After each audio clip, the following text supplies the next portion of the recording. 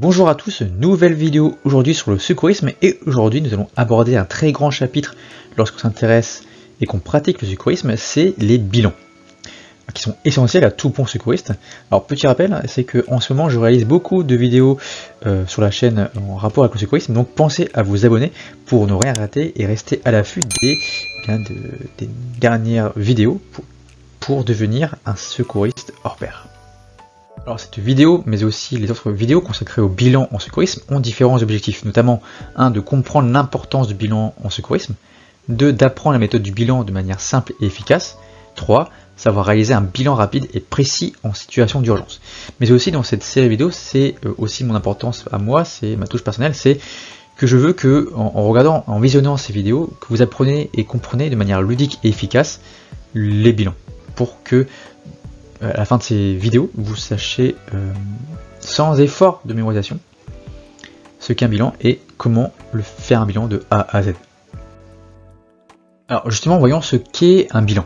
Alors j'ai pris la définition dans le dictionnaire, il y a deux définitions, c'est un tableau résumé de l'inventaire ou de la comptabilité d'une entreprise, 2 c'est un inventaire chiffré d'un événement. Eh bien un bilan c'est ça, c'est un inventaire, c'est un tableau résumé. Alors parfois vous entendrez aussi le terme regard, car en effet selon les recommandations cela peut varier d'une année sur l'autre, mais un regard constitue en fait un bilan. En fait en secourisme le terme regard désigne la phase initiale d'observation rapide et attentive de la scène. Il s'agit d'un examen visuel permettant d'identifier immédiatement le contexte, de repérer les urgences et les dangers imminents, et noter les signes vitaux généraux de la victime. En fait, c'est un bilan que vous allez voir juste après. Donc en fait, c'est juste un abus de langage parfois. C'est le regard ou le bilan en secourisme. Bon, très bien, on a vu ce que c'était un bilan, on a vu aussi ce que c'était un regard. Maintenant, le bilan en secourisme, c'est quoi? Alors c'est un examen rapide et structuré qui permet de comprendre la situation, identifier les dangers et adapter les gestes de secours. En gros, c'est comme une enquête express où chaque détail peut sauver une vie. Alors pourquoi un bilan c'est si important? Alors un bon bilan c'est comme une carte au trésor. Il guide le secouriste dans ses décisions, il permet d'identifier les détresses vitales et assure une transmission efficace au secours.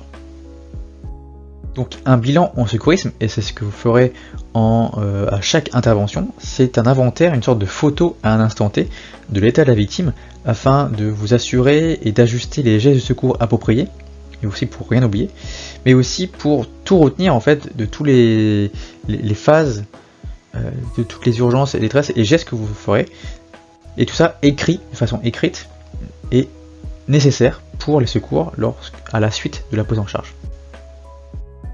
Dans les bilans, il existe différents types de bilans ou de regards. On en voit ici un grand aperçu, mais dans les prochaines vidéos, on va y aller étape par étape et de décrire chaque bilan. Donc on a en premier le bilan circonstanciel, c'est en gros qu'est-ce qui s'est passé, où et comment, le danger imminent. 2, c'est le bilan d'urgence vitale, s'il y a une hémorragie, si la victime respire ou si elle est consciente. 3, c'est le bilan de détresse vitale, si en gros il y a une détresse respiratoire, neurologique, circulatoire. 4, c'est le bilan complémentaire, où on va aller chercher un peu plus loin, à savoir s'il y a des traumatismes, c'est là où on va poser des questions à la victime. Ensuite, c'est d'autres parties du bilan, comme la transmission du bilan et le bilan de surveillance, qui ont tout aussi leur importance. Donc ça, c'est ce qu'on verra dans les vidéos qui vont suivre. Alors, les bilans ont une trame commune, mais c'est vrai qu'ils peuvent varier en fonction des organismes de secourisme, notamment Protection Civile, le SDIS et SNSM, Croix-Rouge. Ça peut varier, mais il y a toujours une trame commune. Et c'est ce que je vais vous proposer au fil des vidéos. Alors, par exemple, ici, je vous montre une fiche bilan de la Fédération nationale des maîtres nageurs sauveteurs. Donc, vous voyez, il y a différentes catégories, différentes parties. On va traiter dans les différentes vidéos, mais vous voyez, les couleurs sont bien appropriées et différenciées. Ici, une autre fiche bilan du secourisme plutôt orientée pompier. Vous voyez, c'est une autre forme de fiche bilan qui est très détaillée ici.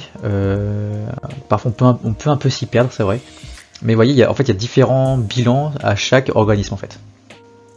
Ici, une autre fiche bilan, je crois que ça vient du SDIS, d'un SDIS, je crois que du Nord, il me semble. Vous voyez, il y a encore différentes parties, bien différenciées, et après il y a beaucoup de détails aussi. Mais voilà, c'est très varié selon l'organisme, mais en final, il y a la même trame en fait. une trame commune.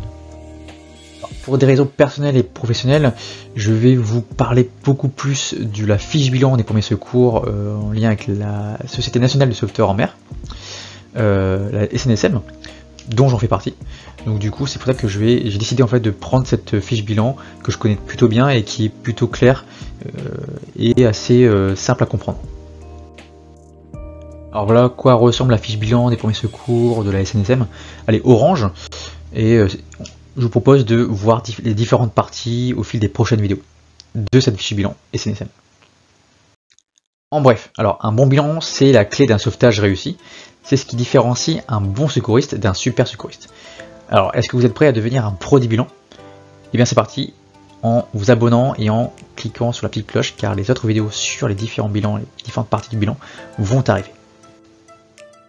Car un bon bilan bien écrit, bien détaillé et bien détaillé, eh bien, permet une très bonne prise en charge, une prise en soin globale des patients et des victimes, avec toutes les informations nécessaires pour le bilan médical derrière, au niveau des urgences médicales.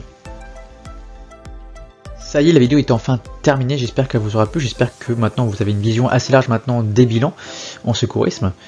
Donc on se dit à très vite pour de nouvelles vidéos et les vidéos en lien avec justement les différents bilans du secourisme. Donc restez à l'affût et abonnez-vous à la chaîne, mettez un petit pouce bleu et mettez des petits commentaires à savoir si vous aussi vous avez déjà rempli des bilans, des fiches bilans. Je serai très content de vous lire. Allez, à très vite et très bientôt pour le bilan circonstanciel, le premier bilan. Allez, ciao.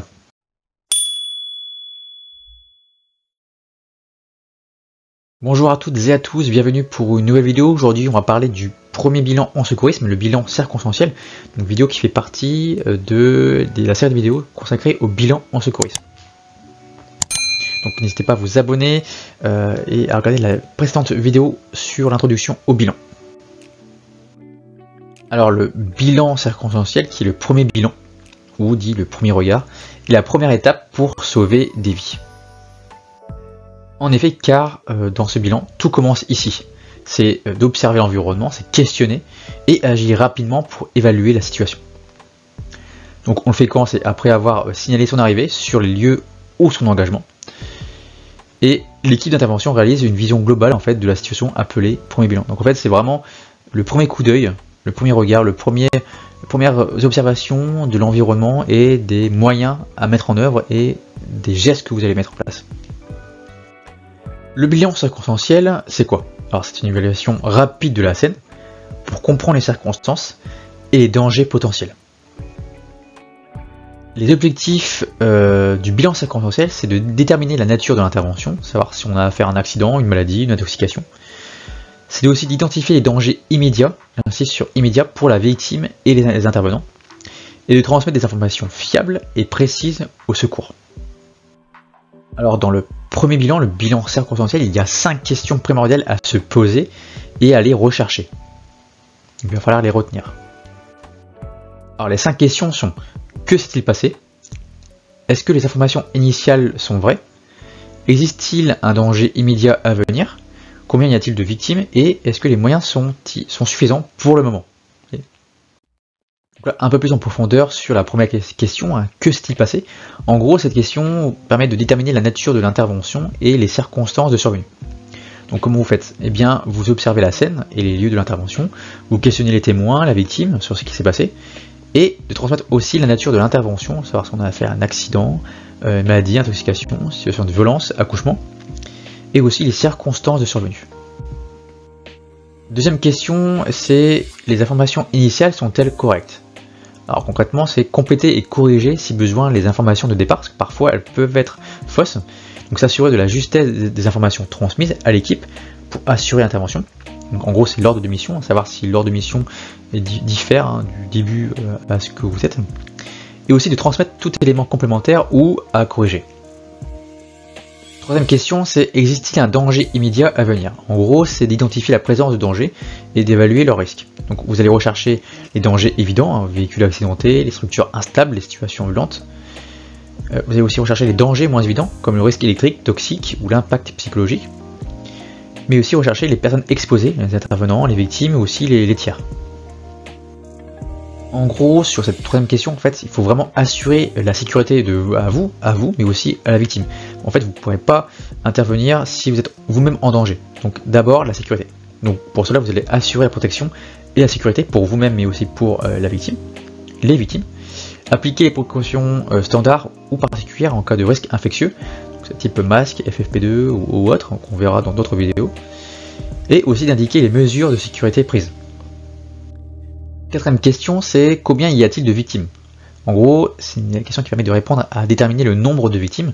Donc pour ça, il faut faire une reconnaissance des lieux et des alentours si nécessaire, pour définir le nombre et la localisation des victimes. Victimes éjectées, plusieurs victimes dans des lieux différents par exemple.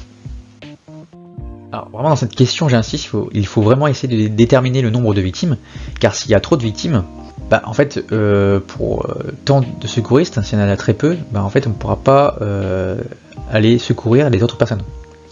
Donc il faut vraiment appliquer, si nécessaire, les principes de prise en charge de nombreuses victimes en cas de trop de victimes. Ça fera l'objet d'une autre vidéo sur les situations de nombreuses victimes, qui nécessitent un repérage de nombreuses victimes, et aussi de transmettre sans délai la situation de nombreuses victimes, et le nombre approximatif de victimes et de leur état de gravité. Voilà, donc ça c'est des caractéristiques qu'on verra dans une autre vidéo sur la situation de nombreuses victimes. 5 et dernière question, c'est les moyens sont-ils suffisants pour le moment? En gros, demander si besoin des moyens complémentaires, donc des véhicules ou du matériel humain. Donc pour ça, il faut identifier les moyens sur place et les moyens complémentaires nécessaires, et demander les moyens nécessaires le plus rapidement possible. Faisons un petit récap, les étapes clés du premier bilan. Donc 1, c'est observer la scène. En gros, qu'est-ce qui s'est passé? Est-ce qu'il y a un danger immédiat, danger évident ou danger caché, un risque toxique, psychologique ou infectieux? 2, questionner les témoins ou la victime. En gros, vous allez essayer de recueillir des éléments précis pour comprendre l'événement. Par exemple, avez-vous vu ce qui s'est passé? Depuis combien de temps la victime est dans cet état? Donc déjà là, vous commencez à comprendre un peu la situation. Et 3, agir en conséquence. En gros, assurer la sécurité des intervenants, de vous-même, mais aussi de la victime et des victimes. Et corriger, si nécessaire, les informations initiales si elles sont erronées. Alors, qu'est-ce que vous allez transmettre au secours comme information dans ce premier bilan? Alors, vous allez transmettre l'information de la nature d'intervention, à savoir si on a affaire à un accident, à une noyade, à une intoxication, la circonstance de survenue, comment ça s'est déroulé, l'heure et le lieu, et les dangers identifiés. En gros, les risques pour vous-même, les intervenants ou la victime. Prenons un exemple et essayez de me dire dans les commentaires ici, mettez sur pause et dites-moi dans les commentaires qu'est-ce que vous feriez, quel serait votre premier bilan circonstanciel ici. Je vous laisse quelques secondes et puis on repart juste après. Mettez en commentaire ce que vous voyez et essayez de décrire vous-même le bilan circonstanciel. Alors pour y répondre, eh bien ici c'est l'exemple d'une intervention sur un accident de la route, avec juste une voiture. Alors qu'est-ce que vous observez? Eh bien vous observez une voiture qui est renversée sur le côté. Il y a peut-être des dangers imminents, comme l'essence qui coule, avec possiblement le risque d'incendie, et le trafic à proximité, en autoroute, la route, pour éviter le suraccident. Vous allez vous questionner, est-ce que savoir s'il y a un témoin, est-ce que la voiture a dérapé à cause de la pluie par exemple, et s'il y a des victimes, est-ce qu'elle parle ou elle ne parle pas, ou elle respire par exemple. Les actions que vous allez mettre en place, c'est mettre un triangle de sécurité et alerter les secours. Alors on est dans le même cas de figure ici que un accident de voiture, mais vous voyez là c'est avec beaucoup de carambolages, beaucoup de voitures et beaucoup d'accidents. Quel serait votre bilan circonstanciel? Vous voyez, c'est pas du tout la même chose. On a affaire à une voiture, là on est à différentes voitures, donc il va falloir beaucoup plus de secouristes, beaucoup plus de moyens pour venir en aide en termes de secouristes. En arrivant, c'est vrai qu'en arrivant sur une intervention, la première fois, on peut être assez stressé, on peut être déboussolé. Donc quelques astuces, c'est de toujours rester calme et méthodique. Voilà, si vous savez votre bilan, comment il se déroule, il n'y a pas de souci. Prioriser les gestes qui sauvent face à une détresse vitale et ne jamais négliger les informations secondaires, elles pourraient être utiles au renfort. Donc vraiment, j'insiste, le bilan c'est comme si c'était une photo de la victime, de l'état de la victime avec ses environnements. Et puis voilà, n'hésitez pas à mettre tous les détails nécessaires. Petit diapo résumé sur le bilan circonstanciel. Donc le bilan circonstanciel, c'est le point de départ pour une prise en charge efficace. Chaque détail compte et entraînez-vous à observer et analyser pour être prêt à agir. C'est vraiment comme ça que vous allez réussir à décrire un premier bilan circonstanciel. Petite fiche récap vraiment sur ce qu'il y a à retenir dans les bilans, premier bilan, que vous aurez ça sur chaque bilan. Et c'est le premier bilan que je veux que vous sachiez, c'est qu'il sert à observer. Et il y a 5 questions clés. C'est que s'est-il passé? Est-ce que les informations initiales sont-elles correctes? Existe-t-il un danger? Combien de victimes? Est-ce que les moyens sont-ils suffisants? Si vous avez ces 5 questions et que vous savez qu'il faut dans ce premier bilan observer, eh bien vous avez tout compris au bilan circonstanciel.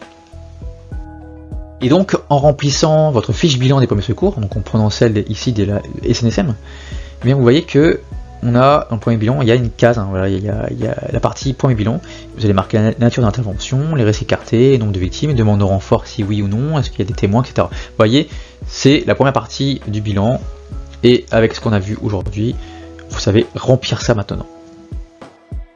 La vidéo sur le premier bilan circonstanciel est terminée, j'espère qu'elle vous aura plu, j'espère que maintenant vous connaissez tous sur le bilan circonstanciel et qu'il n'y a plus de secret pour vous et que vous avez bien compris ce bilan. Donc n'hésitez pas à vous abonner si c'est le cas, à mettre un petit pouce bleu et mettre la petite cloche pour rester à l'affût des prochaines vidéos sur le secourisme, notamment sur le bilan, car elles vont arriver très prochainement. Donc on se dit à très vite pour de nouvelles vidéos. Allez, ciao!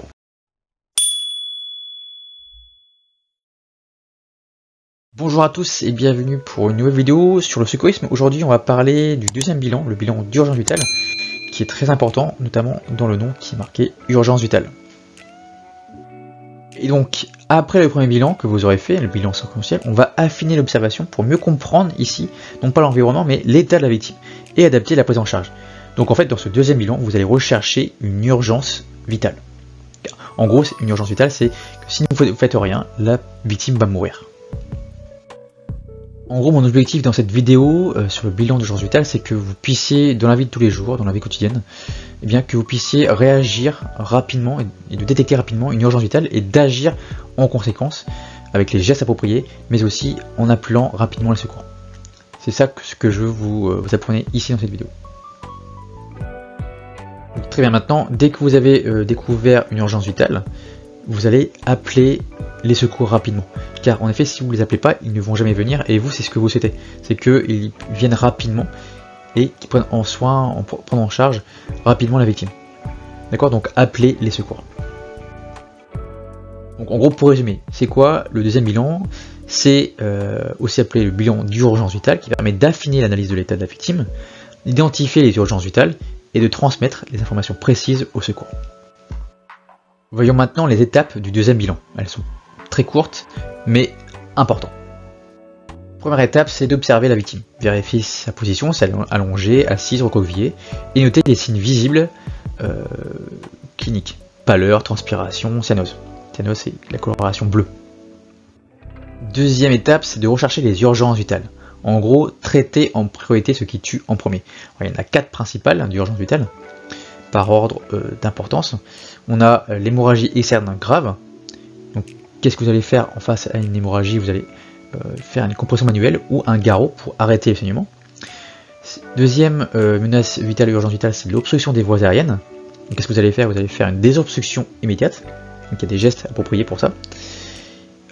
Autre urgence vitale, c'est la perte de connaissance avec respiration. Donc, les actions à faire, c'est d'installer la victime en PLS, en position latérale de sécurité, et appeler secours bien sûr. Et dernière urgence vitale, c'est la perte de connaissance, mais avec absence de respiration. Là, ce que vous allez faire, c'est de débuter une RCP, une réanimation cardio-pulmonaire. En gros, le massage cardiaque.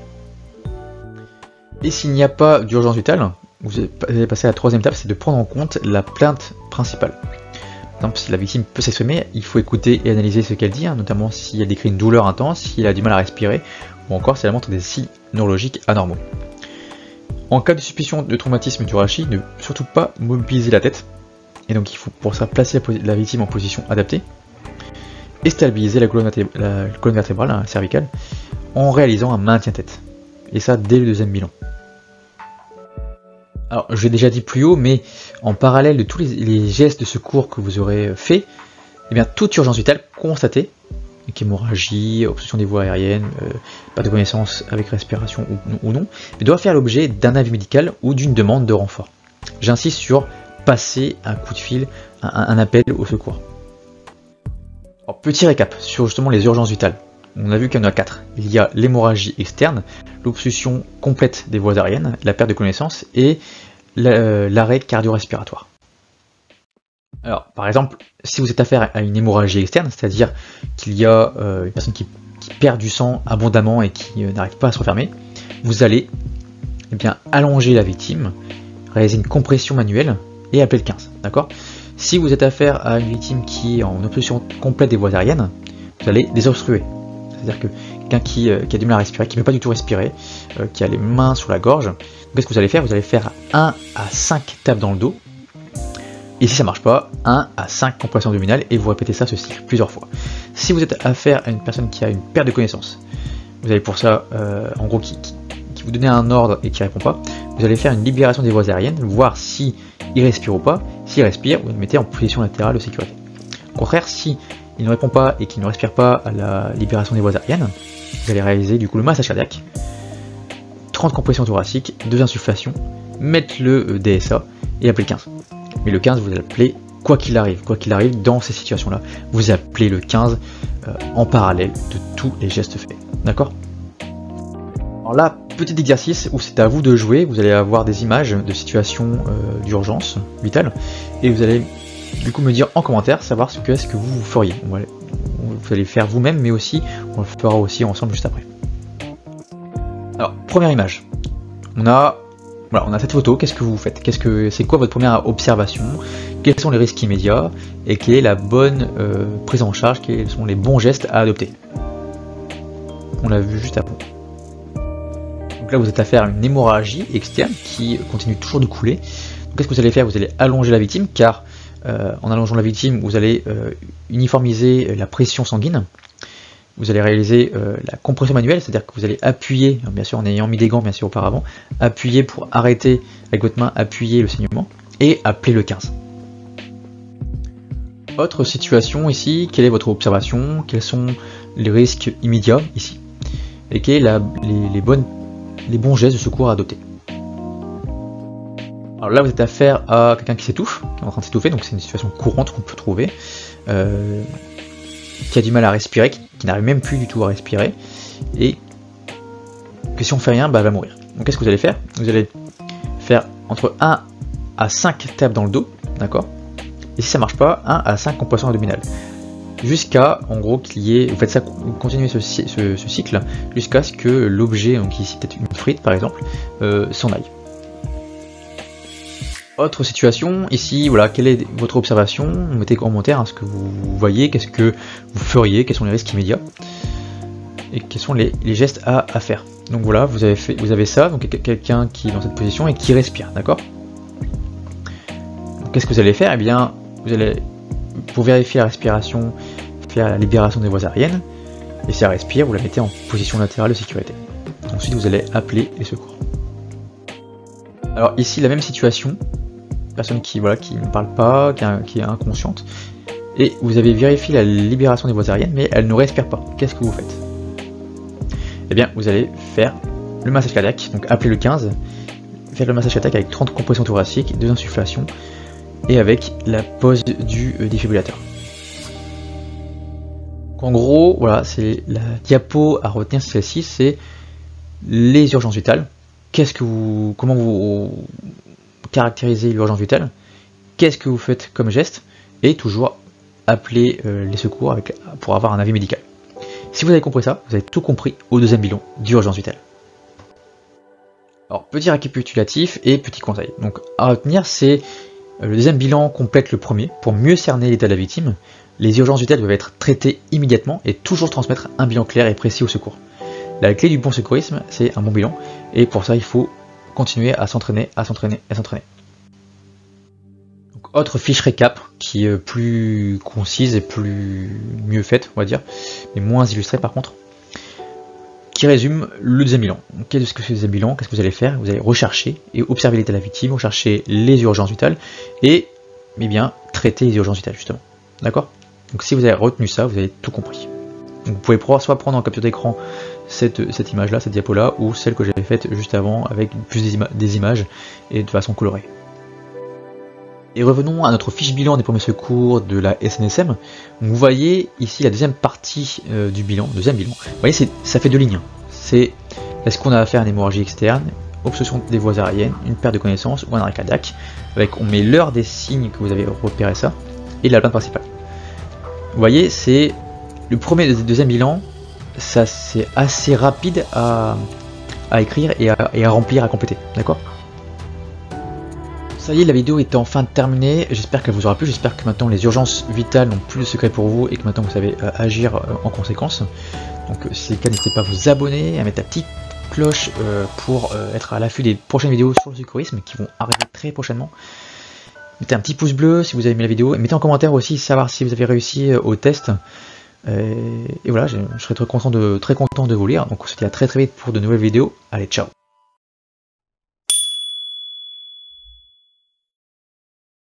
Bonjour à toutes et à tous, bienvenue pour une nouvelle vidéo sur le secourisme. Aujourd'hui on va parler du troisième bilan, le bilan de détresse vitale, qui est la suite des vidéos concernant le bilan en secourisme.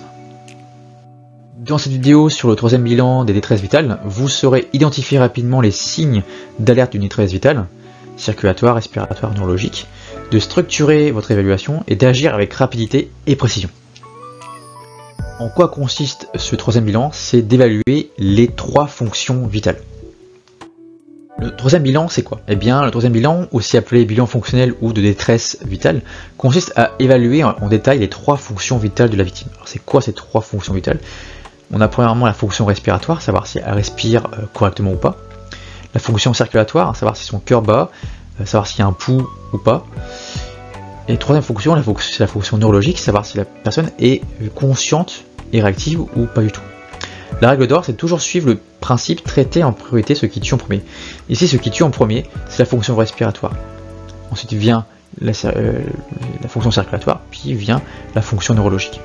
Donc toujours traiter en priorité ce qui tue en premier. Ici, c'est une détresse respiratoire, ça va être vraiment cette fonction, cette détresse-là qu'il va falloir gérer en premier. Alors justement, voyons la première fonction, la fonction respiratoire, la fonction des poumons. Donc vous allez évaluer la fonction respiratoire. Comment vous faites ça? Il y a trois étapes. Premièrement, c'est observer la respiration de la victime, savoir si elle est normale, rapide ou lente, si elle est ample, c'est-à-dire est-ce qu'elle va prendre l'ampleur, ou superficielle. Est-ce que en gros ses poumons prennent beaucoup d'amplitude ou pas du tout. Est-ce qu'elle est bruyante? Est-ce qu'il y a des ronflements? Est-ce qu'il y a des grésillements, des sifflements? Ça, c'est votre observation. Ensuite, vous allez vérifier l'état des muqueuses. Les muqueuses, c'est quoi? C'est au niveau de la conjonctive, au niveau des yeux, au niveau de la bouche, à l'intérieur de la bouche par exemple, ou la langue. Et savoir si la peau est colorée, pâle, ou si elle est bleue, ou si elle a aussi des sueurs excessives. Vous voyez un petit peu si la personne transpire ou pas. Troisième étape, c'est de prendre des décisions.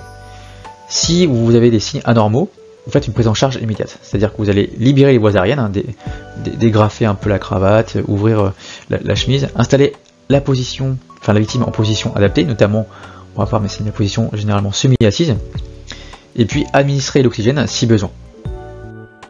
Dans la très grande majorité des cas, dans 99% des cas, si vous avez affaire à une détresse respiratoire, vous allez installer votre victime en position semi-assise. Pourquoi en semi-assise? Parce que si on aurait mis la victime en position allongée, il y aurait la pression de l'air qui ne permet pas la meilleure amplitude aux poumons. Le fait de mettre en position semi-assise, on n'a pas la pression de l'air et du coup les poumons peuvent mieux s'élargir et mieux respirer. Et on peut aussi mettre de l'oxygène notamment, surtout si la saturation est en dessous de 94%, mais ça on va y revenir plus tard. Une fois que vous avez évalué votre détresse respiratoire, votre fonction respiratoire, et qu'il n'y a pas de signe anormal, vous allez identifier un petit peu, explorer la fonction circulatoire.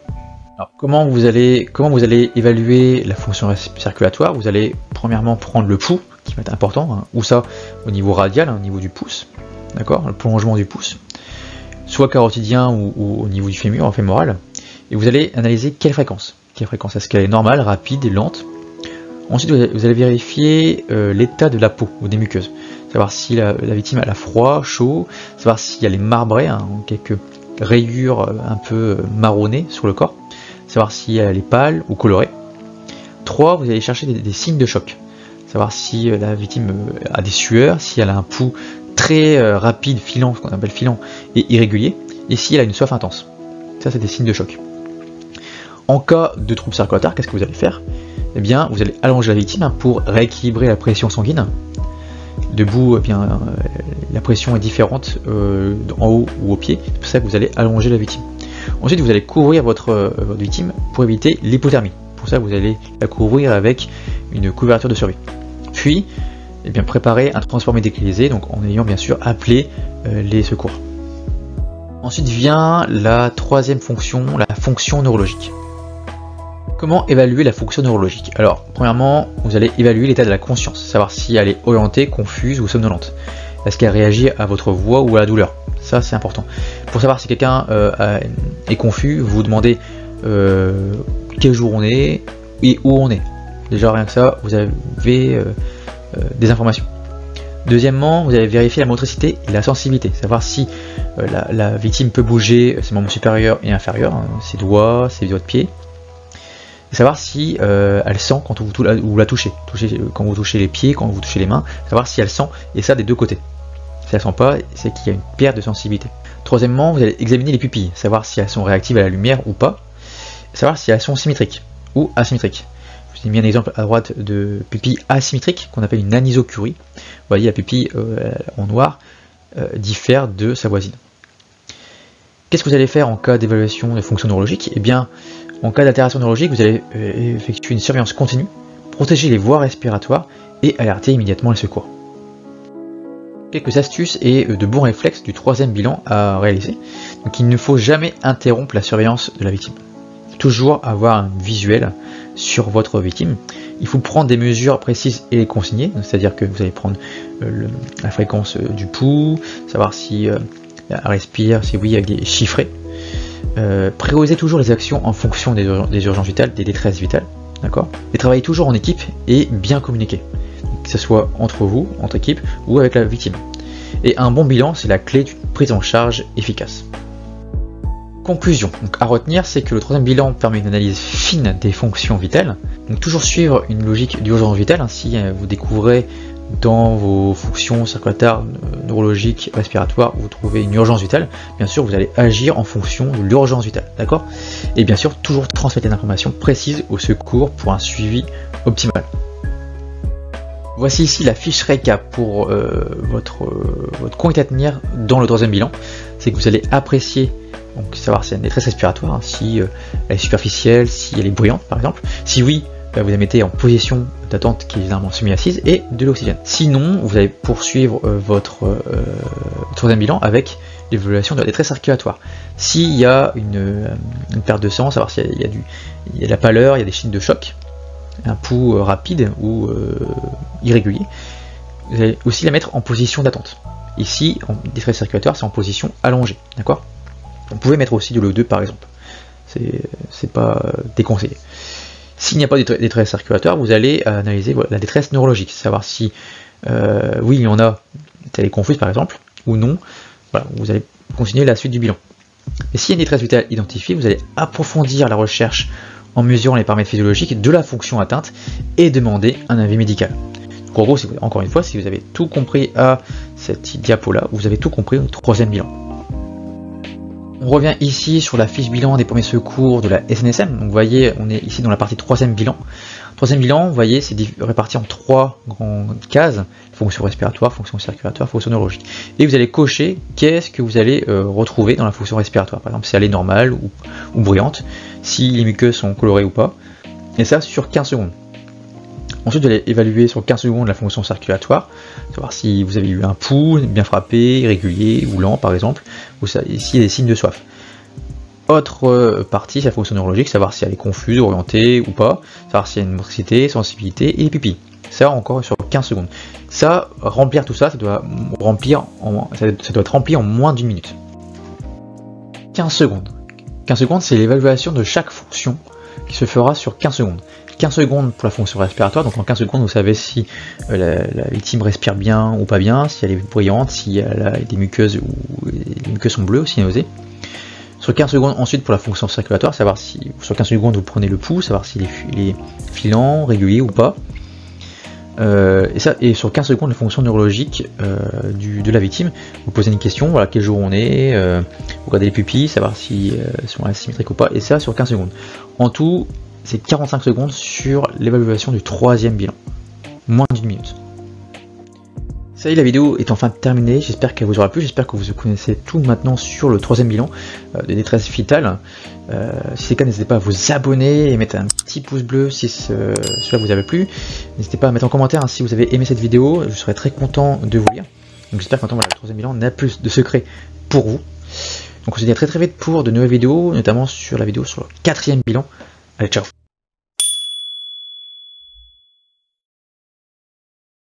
Bonjour à tous, bienvenue pour une nouvelle vidéo, consacrée au secourisme aujourd'hui. On est dans cette lancée de tout comprendre sur les bilans, tout comprendre sur le secourisme. Et là, aujourd'hui, on s'attaque au 4e bilan, qui est le bilan complémentaire, dit aussi le 4e regard, qui est un bilan très complet, beaucoup plus complet que les autres bilans. Allez, c'est parti. Donc, à retenir grosso modo sur ce 4e bilan, c'est que le bilan complémentaire est un bilan extrêmement complet. Alors concrètement, c'est quoi le 4e bilan? Eh bien, le 4e bilan, aussi appelé bilan détaillé, bilan complémentaire ou bilan plus complet, permet de comprendre le contexte de l'incident, d'affiner les plaintes de la victime, de mesurer les paramètres physiologiques, préparer une transmission optimale au secours. En gros, c'est la dernière étape avant l'arrivée des professionnels de santé. Alors concrètement, le 4e bilan, c'est un peu comme si c'était une enquête policière. C'est comme si vous faisiez une enquête policière, sauf que là, c'est pas une enquête policière, mais une enquête plutôt de secourisme, où les indices sont à rechercher sur la victime. Et du coup, dans cette enquête de secourisme que vous allez faire sur votre victime, c'est comme si vous devez lire la victime comme dans un livre ouvert. Soit elle va vous dire verbalement toutes les informations, soit c'est à vous d'aller les rechercher, pour ainsi retracer l'histoire de ce qui s'est passé, pour la victime. Et en fait, ce 4e bilan, cette enquête de secourisme va être très importante pour les secours, pour les personnels soignants, les personnels médicaux, parce que c'est vraiment ça qui va déterminer un petit peu l'histoire de la maladie.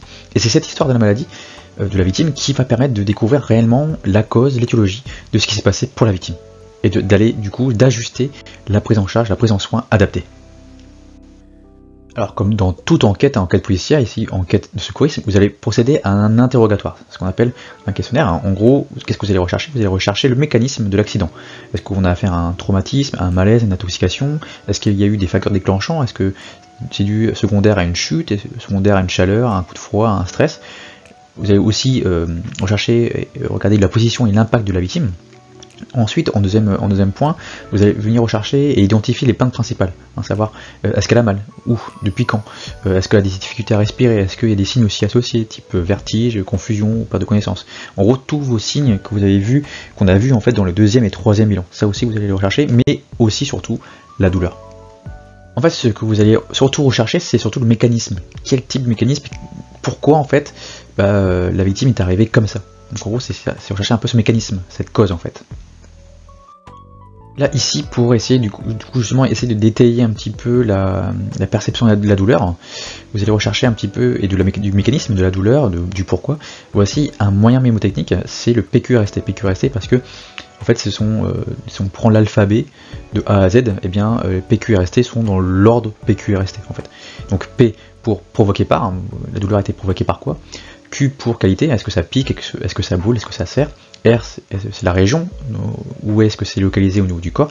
S pour la sévérité, est-ce que sur une échelle de 0 à 10, 0 n'est pas du tout douleur, 10 une douleur extrêmement élevée, ou alors on peut faire aussi sur 0 à 4, selon les échelles. Et le T, depuis combien de temps vous avez mal?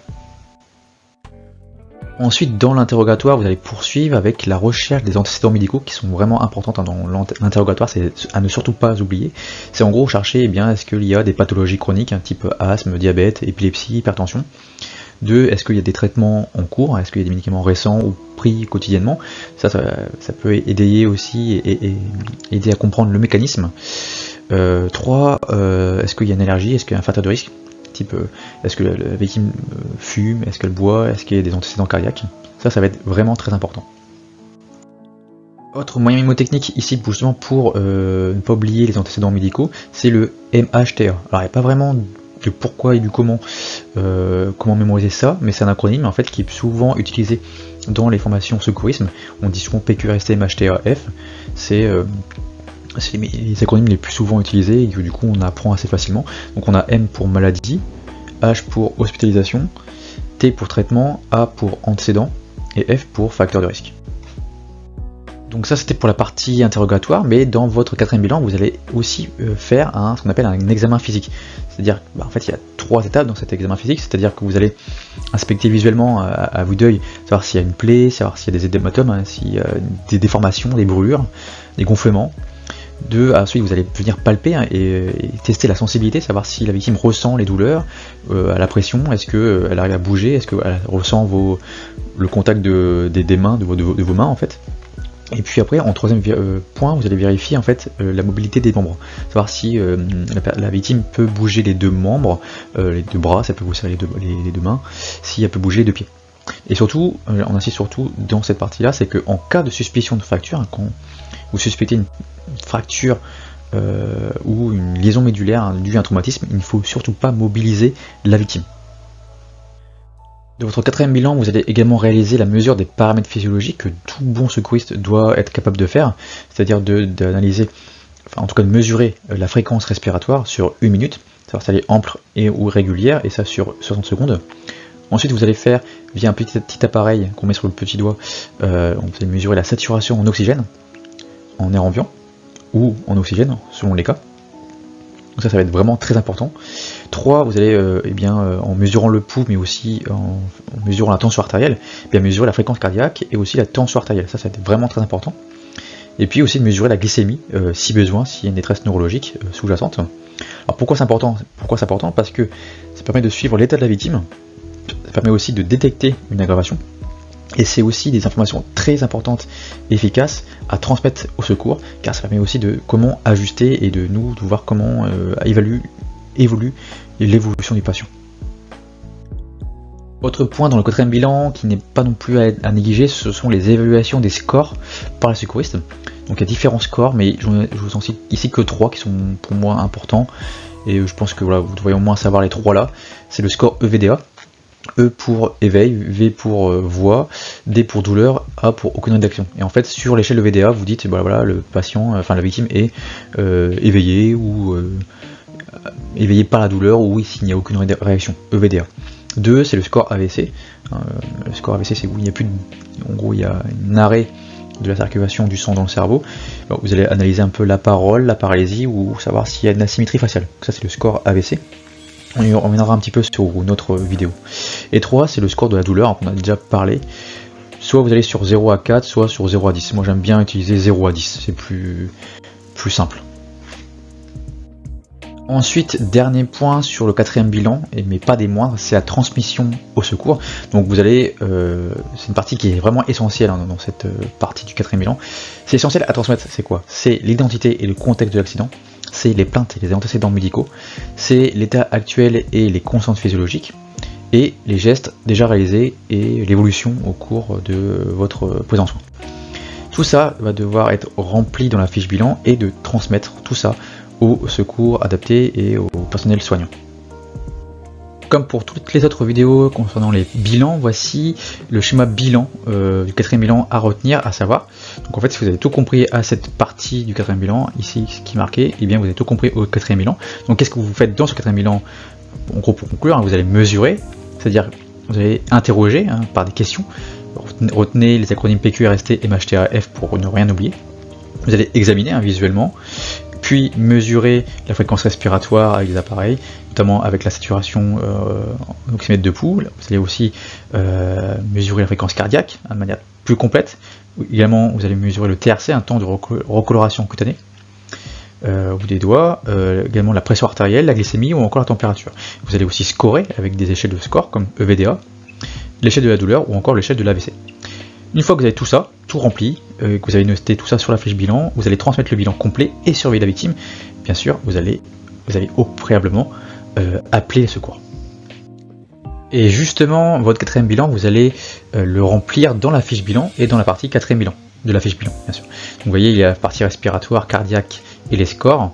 Vous avez aussi toute la partie interrogatoire avec PQRST, MHTA. Vous voyez, on revient toujours sur ces acronymes-là. Vous avez aussi l'examen visuel de ce que vous aurez retrouvé, gonflement, déformation, brûlure, hémorragie, etc. Et aussi les échelles. Donc vous voyez, c'est la partie la plus complète, un petit peu plus complète de la fiche bilan. Donc il faut essayer un petit peu de prendre un peu son temps pour bien la remplir, pour ainsi transmettre une meilleure qualité d'information. Conclusion concernant le quatrième bilan, ce qu'il y a à retenir, c'est que le quatrième bilan permet une analyse complète et fine de l'état de la victime et du contexte. Il faut toujours structurer la transmission pour éviter les oublis, donc c'est pour ça aidez-vous de votre fiche bilan et de ce schéma en tête qu'on a vu avec le récap de quatrième bilan. Et bien sûr, toujours travailler en équipe pour être plus efficace, car c'est vrai que dans le stress on peut vite oublier, et donc c'est pour ça qu'en équipe, notamment PSE1, PSE2, le travail en équipe est un atout indispensable. Alors la vidéo sur le quatrième bilan, le bilan complémentaire, est terminée. J'espère qu'elle vous aura plu, j'espère que vous connaissez maintenant complètement ce que sert le quatrième bilan et comment vous le faites. Donc si c'est le cas, n'hésitez pas à vous abonner si c'est le cas, à mettre un petit pouce bleu si vous avez aimé la vidéo et si vous avez appris des choses. On se dit à très vite pour de nouvelles vidéos concernant le secourisme. Allez, ciao!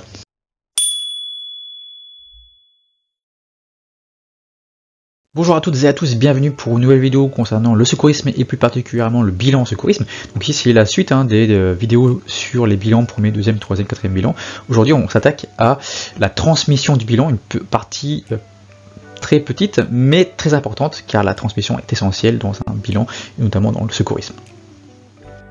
Alors l'objectif de cette vidéo c'est d'être capable de transmettre un bilan de secourisme, en lien avec les vidéos sur le premier bilan, deuxième bilan, troisième bilan, quatrième bilan. Pourquoi transmettre un bilan en secourisme? Eh bien, c'est pour demander un avis médical. Ça, c'est vraiment c'est le point fort en fait, c'est le point essentiel du bilan, de cette transmission, c'est de demander un avis médical pour savoir qu'est-ce qu'on fait.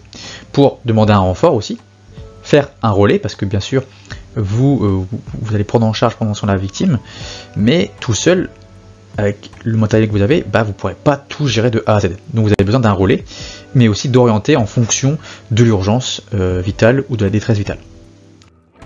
En fait, la transmission du bilan fait partie du mécanisme d'un enrouage étape par étape qui est important en fait. Et si un de ces mécanismes, de cette étape n'est pas réalisé, bien en fait la transmission va être biaisée et votre bilan va être aussi également biaisé et va pas être efficace, d'accord? Donc si vous avez en tête les différentes vidéos qu'on a vues, premier bilan, deuxième bilan, troisième bilan, quatrième bilan, et que vous avez compris avec les fiches récap, les fiches conclusion à chaque fin de vidéo, en fait la transmission elle va être très simple. Et cette transmission est un mécanisme extrêmement important dans le secourisme. En fait, la transmission du bilan, c'est le premier maillon de la chaîne de l'information. Cette chaîne mal faite peut mettre à mal l'ensemble des informations que vous aurez faites et dites, et aussi mettre à mal en fait l'ensemble de la prise en charge et prise en soin de la victime. En fait, il y a à l'esprit en tête cette image de téléphone arabe. Vous voyez, de la première information, si elle est mal faite, mal dite, mal communiquée, information un peu erronée, biaisée, en fait, à la fin de la chaîne, vous aurez en gros des informations erronées, et ça c'est ce qu'on ne veut pas. On veut avoir le maximum d'informations claires à un instant T. Alors comment transmettre un bilan en secourisme? Eh bien il faut être concis, tout en étant complet, structuré, logique et de façon chronologique. Donc en fait vous suivez le schéma du premier, deuxième, troisième et quatrième bilan, de la fiche bilan. Quelques particularités concernant la transmission du bilan, notamment au premier bilan. Vous allez faire votre transmission rapide dès le premier bilan si la situation nécessite immédiatement des renforts de moyens. C'est-à-dire que si vous êtes face à une situation extrêmement complexe avec beaucoup de victimes, vous aurez besoin de renforts. Donc il faut passer tout de suite un appel. Si également vous avez un manque de moyens, pareil, si vous avez juste un garrot alors qu'il y a 36 hémorragies, ça ne va pas le faire. Et aussi la transmission au premier bilan si il faut corriger les informations, car il se peut que vous ayez eu des informations fausses, et que du coup il faut remettre un peu les choses au clair et remettre la vérité un peu. Alors concrètement, votre transmission au premier bilan, vous allez la faire, en gros si vous êtes affaire à une situation nombreuses victimes, qui fera l'objet d'une autre vidéo consacrée à ces situations nombreuses victimes qui demandent des prises en soins, des prises en charge plus différentes. Mais du coup abonnez-vous pour être à l'affût de cette vidéo qui va arriver d'ici peu. Ensuite, vous allez vous faire directement votre transmission aux urgences si la victime présente une urgence vitale, en gros concrètement au deuxième bilan. Si au deuxième bilan vous voyez qu'il y a une urgence vitale, vous allez directement faire votre transmission pour avoir un avis médical. Donc concrètement, vous la faites ces transmissions si vous êtes affaire à une hémorragie externe, à une obstruction complète des voies aériennes, à une perte de connaissance qui respire, et un arrêt cardio-respiratoire où il n'y a pas du tout de conscience ni de respiration.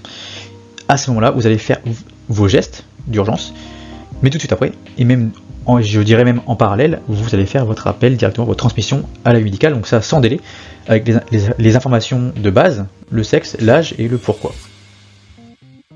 Et si dans le cas où vous n'avez pas transmis votre bilan au premier bilan, au deuxième bilan, au troisième bilan, hein, s'il n'y a pas d'urgence vitale ni de détresse vitale, si vous n'êtes pas affaire à une situation de nombreuses victimes, eh bien dans tous les cas, vous allez continuer votre bilan, notamment le quatrième bilan, le bilan complet, et bien vous allez transmettre là votre bilan de secours après avoir effectué tous les bilans. Hein, avec le bilan complet 1, 2, 3, 4, vous allez remplir toute la fiche bilan, vous allez aussi remplir tous les paramètres physiologiques que vous aurez mesurés, également les scores, et vous allez également marquer, et transmettre lors de votre message bien, tous les gestes de secours effectués et les résultats que vous avez eus, savoir s'il y a une amélioration ou une aggravation. Donc en fait, durant votre transmission, vous devez quasiment tout dire de ce que vous avez écrit et vu et rempli dans votre fiche bilan, un premier bilan, deuxième bilan, troisième bilan, vous allez remplir, vous allez dire à l'oral tout ce que vous avez fait. Et de toute façon, on va vous le demander de toute façon, hein, le régulateur au 15 notamment, si c'est celui que vous allez avoir, va vous demander toutes ces informations. Et vous allez également bien sûr donner toutes les informations que vous aurez eues dans votre quatrième bilan, le bilan plus complet, et les mesures. Les mesures vont être vraiment très importantes pour le régulateur, le médecin régulateur, qui va lui pouvoir analyser un peu à l'instant T quels sont les paramètres physiologiques de la victime. Et il va pouvoir du coup, avec ces valeurs-là, décider ou pas d'une intervention médicale urgente ou non. Et savoir un peu la conduite à tenir pour vous. Donc en fait, dans votre transmission, tous les éléments de la fiche bilan doivent être dites. Maintenant, ça y est, vous êtes prêt à transmettre votre bilan de secours. Vous avez tous les éléments notés sur votre fiche bilan que vous avez recueillis. Maintenant, vous allez transmettre votre message au 15, au médecin régulateur. Prenez votre Toki ou votre VHF, c'est à vous. La vidéo sur la transmission du bilan en secourisme est terminée. Maintenant, j'espère que vous savez transmettre un message de secours. Donc si c'est le cas, n'hésitez pas à vous abonner si vous avez aimé la vidéo, à mettre un petit pouce bleu, à mettre la petite cloche pour être à l'affût des prochaines vidéos, car il y en aura plusieurs qui arrivent sur la chaîne. Et mettez aussi un petit commentaire hein, si vous avez aimé, si vous avez déjà passé un bilan aussi de secours. Donc on se dit à très vite pour de nouvelles vidéos. Allez, ciao!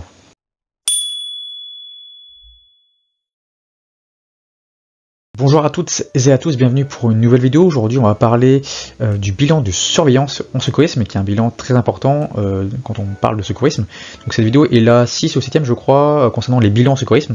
Donc en fait celle-ci c'est la dernière. Donc, après celle-ci vous saurez tout sur les bilans en secours. Allez, c'est parti. Dans cette vidéo sur le bilan de surveillance, il y a différents objectifs à atteindre, notamment celui de comprendre l'importance du bilan de surveillance. En effet, évaluer la victime de manière continue est vraiment important. Il faut observer très régulièrement à intervalles réguliers pour être à l'affût de toute modification de l'état de la victime afin de détecter rapidement une dégradation et agir en conséquence. Ensuite, il faut observer à la fois bien sûr les paramètres vitaux, la tension, la fréquence cardiaque, le pouls et le comportement également. En fait, il faut vraiment surveiller en fait non seulement les signes vitaux, respiration, pouls, conscience, mais aussi l'évolution comportementale de la victime, car ça peut donner aussi des informations pour les secours. Autre objectif, c'est d'adapter la prise en charge en fonction de l'évolution. Bien sûr, il est important de réajuster l'évaluation et l'intervention dès que de nouveaux signes apparaissent, même en dehors des moments d'évaluation régulière. Donc la surveillance de la victime, c'est assurer un suivi optimal. En effet, après les premiers gestes de secours, il faut surveiller l'évolution de la victime pour adapter la prise en charge, la prise en soin. Alors pourquoi la surveillance? Eh bien la surveillance de la victime permet de suivre l'évolution de son état, de vérifier l'efficacité des gestes de secours, effectivement s'il y a une amélioration des constantes par exemple, des mesures, peut-être parce que effectivement vos gestes de secours ont été bien faits. C'est aussi dans ce bilan, on va essayer de détecter une aggravation éventuelle. En gros, c'est un processus continu qui commence dès le deuxième bilan et ne s'arrête qu'à l'arrivée des secours.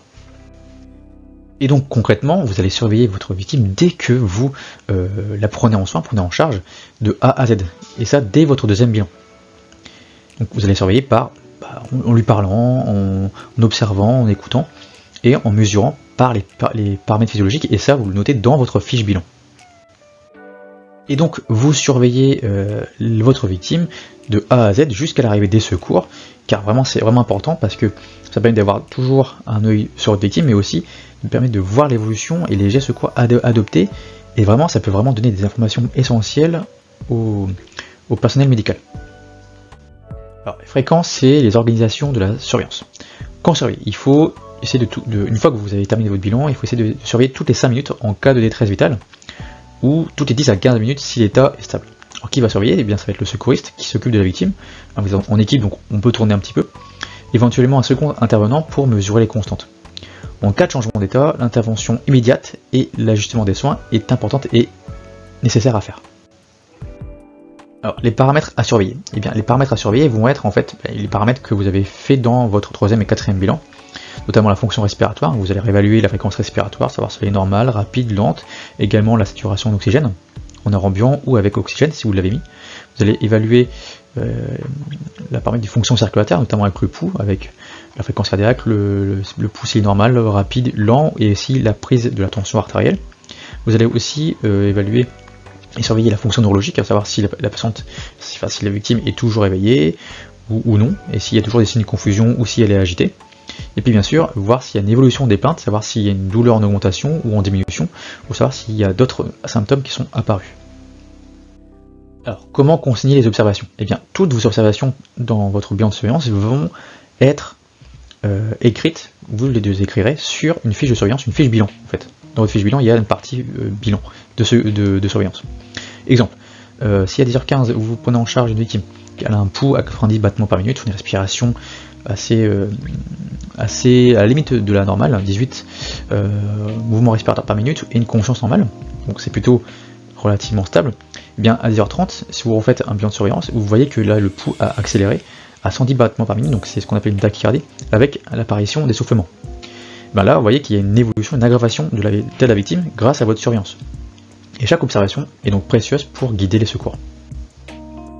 La transmission des données. Alors, l'essentiel à transmettre durant votre bilan de surveillance va être bien sûr les constantes vitales, respiration, fréquence cardiaque, tension artérielle, également l'évolution de l'état général depuis la prise en charge, savoir si elle s'est aggravée ou améliorée, les gestes également effectués et leurs effets, et toute modification nécessitant une action immédiate, vous allez également le transmettre. Bien sûr, s'il y a une urgence vitale qui s'est avérée, eh bien vous refaites un appel au 15, un nouvel appel, une transmission, car vous gérez en priorité, et bien sûr, l'urgence.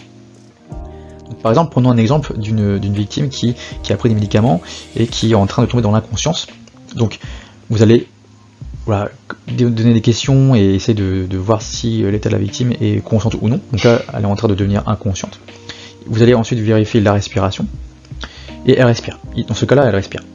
Donc vous allez la mettre en PLS et appeler les secours. D'accord? Ensuite, vous allez la surveiller. Le pouls, la respiration.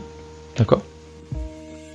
Mais durant votre surveillance, bien qu'elle soit inconsciente et qu'elle respire, au bout de 5-10 minutes par exemple, eh bien, la personne qui est inconsciente ne peut ne plus respirer. Et du coup, dans ce cas-là, elle passe à ce qu'on appelle un arrêt cardio-respiratoire. Il va falloir du coup réaliser l'arrêt cardiaque. Donc, vous voyez l'importance du bilan de surveillance. Donc, je répète encore une fois sur la transmission des données, mais ça va être vraiment important dans le secourisme. Donc les données sont communiquées à qui? Au médecin régulateur. Hein, quand vous appelez le 15, vous avez affaire au médecin régulateur. Il va, lui, en fonction de ça, eh bien, envoyer une équipe de renfort sur place qui va prendre le relais à l'hôpital, qui va transporter la victime jusqu'à l'hôpital et prendre en charge concrètement de manière plus adaptée la victime. Donc, ce qu'il y a à retenir sur le bilan de surveillance, c'est qu'il faut une surveillance continue et rigoureuse qui est essentielle. L'évolution de la victime doit être notée pour anticiper les complications, et une bonne transmission permet d'optimiser la prise en charge médicale. Alors ça y est, la vidéo est enfin terminée sur le bilan de surveillance. Donc maintenant vous connaissez tout et du coup l'importance de ce bilan en secourisme. Donc j'espère que cette vidéo vous a plu. Si c'est le cas, n'hésitez pas à vous abonner, à mettre un petit pouce bleu, à mettre la petite cloche, car d'autres vidéos sur le secourisme sont créées et vont arriver sur la chaîne. Donc on se dit à très vite pour de nouvelles vidéos. Allez, ciao.